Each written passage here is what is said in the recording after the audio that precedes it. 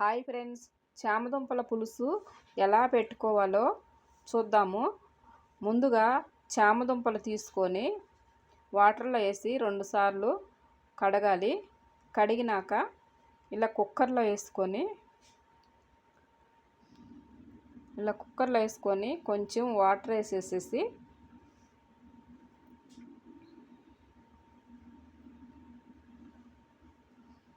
కొంచెం సాల్ట్ కూడా వేసుకొని కుక్కర్ మూత పెట్టేసేసి పొయ్యి మీద పెట్టుకుందాం. ఇవి 4-5 విజిల్ వచ్చిందాకా ఉంచుకుందాము. ఇప్పుడు ఉడికిపోయినాయి.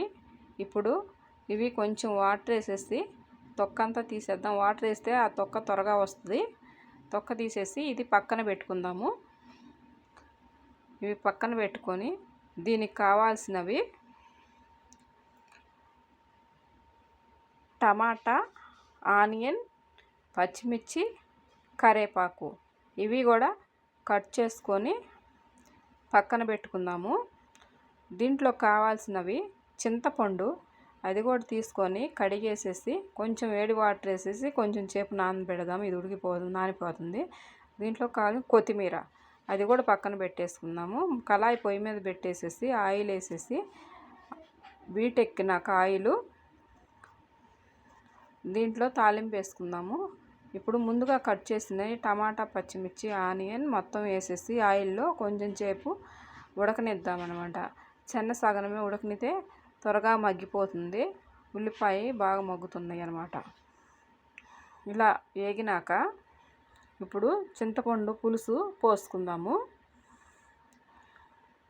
ఇప్పుడు చింతపండు పులుసు పోసుకొని దీంట్లోకి పసుపు, కొంచెం సాల్టు వేసేసి కలబెట్టేసేసి ఇప్పుడు కారం కూడా సరిపడా కారం వేసుకుందాము.